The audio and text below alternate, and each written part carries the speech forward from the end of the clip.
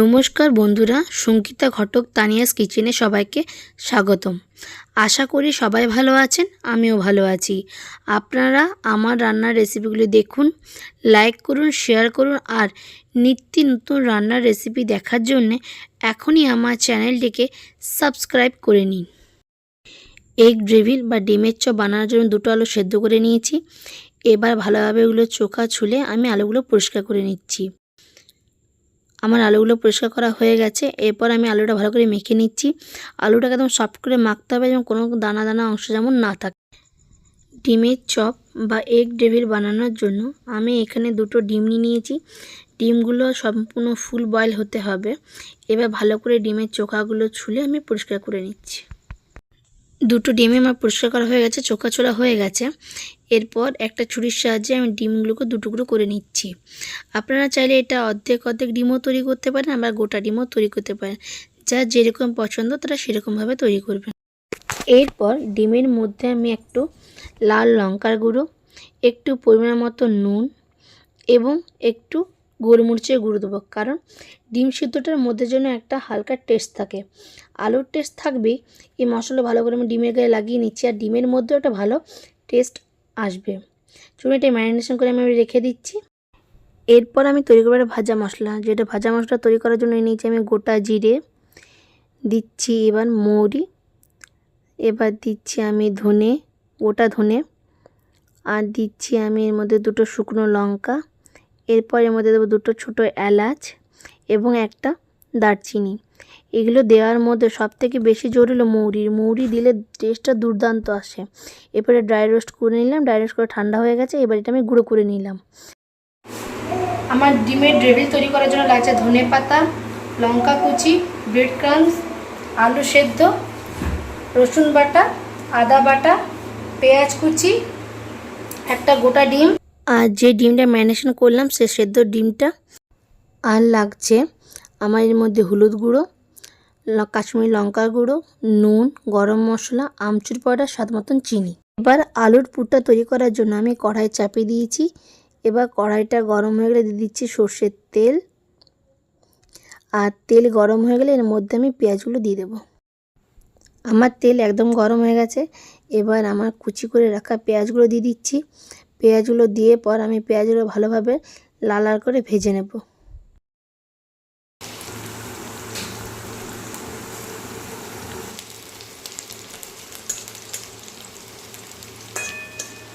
পেঁয়াজটা আমার লাল লাল ভাজা হয়ে গেছে। এরপর এর মধ্যে আমি দিয়ে দিচ্ছি রসুন বাটা, আদা বাটা। এবার এগুলোকে আমি ভালোভাবে একটু ভেজে নিচ্ছি। ভালোভাবে আমার পেঁয়াজ, রসুন, আদা ভালোভাবে ভাজা হয়ে গেছে। এবার আমি গুঁড়ো মশলাগুলো দিয়ে দিচ্ছি। হলুদ গুঁড়ো, কাশ্মীরি লঙ্কা গুঁড়ো, আমচুর পাউডার, স্বাদ মতো নুন, চিনি আর একটু গরম মশলা গুঁড়ো। এবার ভালোভাবে আমি একটু গুঁড়ো মশলাগুলো দিয়ে দিলাম, তারপর ভালো করে মিক্স করে নিচ্ছি। এরপর এর মধ্যে আমি দিয়ে দিচ্ছি লঙ্কা কুচি। এবার লঙ্কা কুচিটা করে ভেজে নিচ্ছি। যেহেতু এর মধ্যে আমি গুঁড়ো মশলা ইউজ করেছি, তাই গুঁড়ো মশলা বেশি ভাজলে তো পুড়ে যায়, তাই পুড়ে যাতে না যায় তাই আমি একটু জল দিয়ে মশলাটাকে একটু কষিয়ে নিচ্ছি।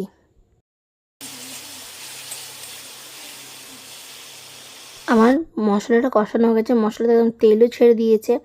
এরপর যে আলু সেদ্ধটা আমি রেখেছিলাম সে আলু সেদ্ধ মাখাটা দিয়ে দিলাম। এরপর ভালোভাবে আলু সেদ্ধটা মশলার সাথে ভালো করে আমি মিক্স করে নেব। আলুর সাথে মশলাটা মিক্স করা হয়ে গেছে। এবার উপর থেকে আমি একটু ধনেপাতা কুচি ছড়িয়ে দিচ্ছি, আর এর মধ্যে দেব আমি যে ভাজা মশলাটা তৈরি করলাম সে ভাজা মশলাটা। ভালো করে এগুলো আমি মিশিয়ে নিচ্ছি। আমার একদম এগ গ্রেভি বা ডিমের চপের একদম দোকানের মতো মশলা তৈরি হয়ে গেল। দোকানের মতো টেস্টি খেতে হলে কিন্তু এই মশলাটা ইউজ করতেই হবে। এরপর আমি আলুটা ঠান্ডা করে ফেরত আসছি। এরপর আমি এগ গ্রেভিগুলো তৈরি করে নিচ্ছি। তার জন্য নিয়ে নিচ্ছি একটা ডিম, সেই ডিমটা ভেঙে নিলাম। এরপর ওর মধ্যে দিয়ে দিচ্ছি স্বাদ অনুসারে নুন। ব্যাস, ভালো করে আমি ফেটিয়ে নিচ্ছি। এটা আমি একটা হাফ ডিম নিয়ে নিলাম। এরপর এর মধ্যে আমি 1 চামচ আলু নিয়ে নিচ্ছি। একটা হাফ ডিমের জন্য 1 চামচ আলুই যথেষ্ট। এরপর এই আলু দিয়ে আমি সম্পূর্ণ ডিমটাকে কভার করে ফেলবো। এই জন্যই প্রথমেই বলেছিলাম আলুটাকে একটু মসৃণ করে মাখতে হবে, কারণ এই সময় যদি আলুতে কোনো দানা দানা অংশ থেকে থাকে, এই সময় ডিমটা যখন কভার করবেন তখন কিন্তু অসুবিধা হতে পারে।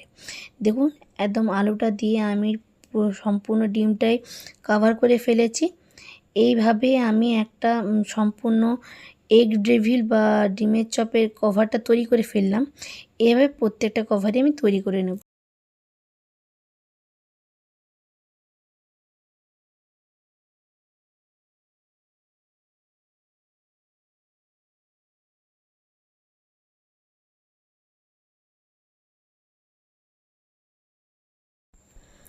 এইবার কোটিং করার জন্য প্রথমে আমি এটা ডিমের মধ্যে দিলাম, এরপর এটা আমি ব্রেড ক্রাম্বসের মধ্যে দেবো। এবার ভালোভাবে আমি এটার মধ্যে ব্রেড ক্রাম্বসটা লাগিয়ে নেব।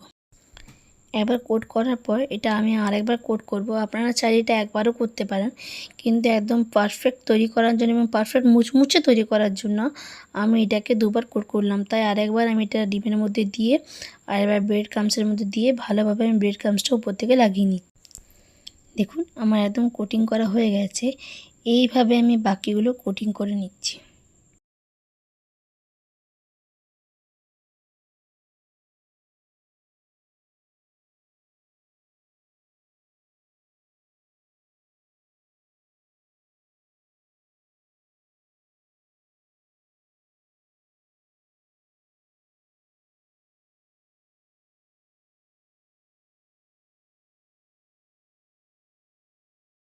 এবার এগ ডেভিলগুলো বা ডিমের চপগুলো আমি ভাজার জন্য কড়াই চাপিয়ে দিয়েছি। কড়াই গরম হয়ে গেছে। এবার আমি পরিমাণ মতো এটাতে তেল দিয়ে দিচ্ছি। আমার সমস্ত এগ ডেভিলগুলো কোটিং করা হয়ে গেছে। এদিকে তেলও গরম হয়ে গেছে। আমি এগুলো এবার লাল লাল করে ভেজে নিচ্ছি। এগুলো ভাজার সময় আমি গ্যাসের আঁচটা লো টু মিডিয়াম আঁচে রাখছি।